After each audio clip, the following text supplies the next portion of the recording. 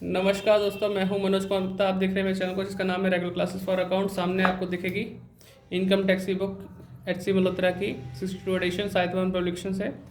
और चैप्टर चल रहा है कैपिटल गेन। कैपिटल गेन का ये रहा, कैपिटल गेन लिखा हुआ। कैपिटल गेन का क्वेश्चन नंबर 26 चलेगा। अभी दिख नहीं पा रहा होगा तो मैं स्टैंड को नीचे करता हूँ, समझाता हूँ और फिर क्वेश्चन करा के दिखाऊंगा। छोटे छोटे क्वेश्चन है, अच्छे अच्छे आपको लग रही है वीडियो, देखते रहिए। तो 26वां क्वेश्चन है और 26 क्वेश्चन में इसमें लिखा है 1 अगस्त 1997 को mister Bhandari purchase a plot खरीदा उन्होंने। कितने का? 40,000 खरीदा।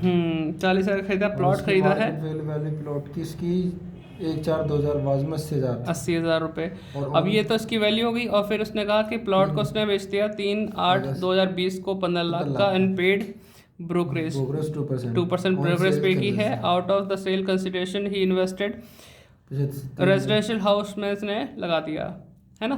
प्लॉट बेच के मकान खरीदा है 7,35,000 का। ठीक है, तो ध्यान से करेंगे इसे भी।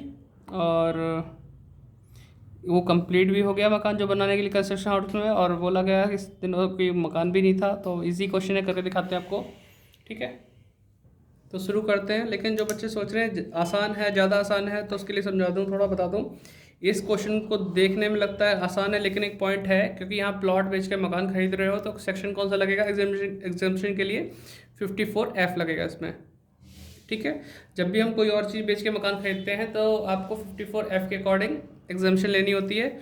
उसमें भी देखना होता है फॉर्मूला लगेगा नहीं लगेगा कैपिटल गेन वाला, वो देखेंगे। तो अभी करके दिखाते हैं, ध्यान से देखना। 26वां क्वेश्चन। तो पहले लिखें computation of taxable capital gain.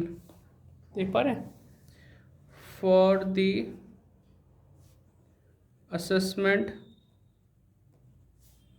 Year 2021-22 लिख दिया।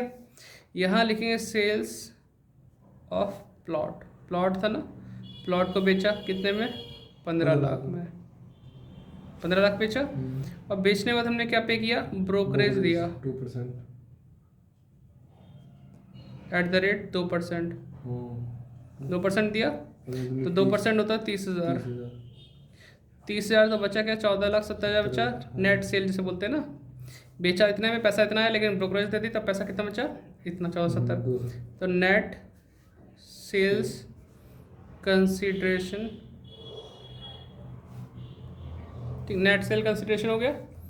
थोड़ा सा अपने देखना, जगह हमारे पास कम है क्यों फोल्ड करके कॉपी मैंने। अब less index cost of acquisition.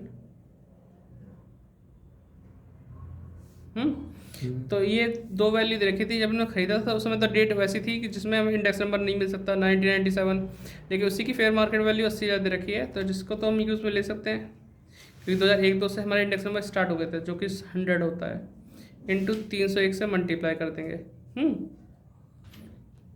ध्यान देना, 80,000 डिवाइड बाय 100 इंटू 301, 2,40,800, 2,40,800 आ गया। ठीक है, लेस करेंगे 14,70,000, तो ये आया 12,29,200। ये एक तरह से कैपिटल गेन आया है। ठीक है, लेकिन मैं सिर्फ बैलेंस का नाम यूज़ करूँगा कि कैपिटल गेन है। लेकिन क्या किया इन्होंने, इससे बचने के लिए कि पूरी अमाउंट पर टैक्स ना देना पड़े, एक नया मकान खरीद लिया, बनवा लिया, मतलब कंस्ट्रक्शन कराया नए मकान का, क्योंकि ये प्लॉट बेचते हैं फिर मकान खरीद बनवा रहे हैं वहाँ पे, मतलब कोई और जगह लेके, जो भी है। तो less exemption under section 54F के अकॉर्डिंग है, क्योंकि प्लॉट बेच के मकान खरीदना अलग चीज़ है। जैसे ज्वेलरी बेच के मकान खरीदना, अगर मकान बेच के मकान खरीदते तो होता हमारा 54, लेकिन कुछ और बेच के मकान खरीदा तो 54F आएगा। यहाँ पे आपकी कंडीशन बनती है, तो पूरा पूरा माफ़ हो जाएगा, फिर फॉर्मूला लगेगा। तो अभी हम लिखते हैं cost of new house construction, है ना, लिख सकते हैं एडिक। तो अभी जगह कम है, मैं तो उसमें यूज़ करूँगा। अब हम जो नया मकान बना रहे हैं 7,35,000 रुपये का बनवाया, जो इन्वेस्टमेंट में की है 7,35,000। अगर 7,35,000 इससे कम है तो फॉर्मूला लगेगा। और 7 लाख पैसे इस अमाउंट से ज़्यादा होते तो ये पूरा पूरा माफ़ हो जाता। जैसे मान लो 7,35,000 लिखा होता, 15 लाख का हमने हाउस खरीदा या हाउस बनवाया, तो 15 लाख तो इससे ज़्यादा हुआ है, तो ये पूरा पूरा उसमें माफ़ एग्जेम्पशन लेने के काम आ जाता। लेकिन इस कीमत से कम है तो फॉर्मूला क्या लगता है? फॉर्मूला लगता है capital gain into cost of new house upon net sales consideration. देख पा रहे हो? ठीक है, तो कैपिटल गेन था 12,29,200 और नेट से और कॉस्ट ऑफ न्यू हाउस थी 7,35,000 अपॉन नेट सेल था ये 14,70,000। ठीक है, सॉल्व करेंगे तो क्या आएगा? 12,29,200 मल्टीप्लाई 7,35,000 डिवाइड बाय 14,70,000, तो यह 6,14,600 की अमाउंट आई जो एग्जाम्पशन लेने के काम आएगी। फिर जो घटा के बचेगा वो आपका कैपिटल गेन होगा, taxable LTCG, long term capital gain. तो माइनस करते हैं इसमें से 12 लाख, ये 12 लिखा हुआ है,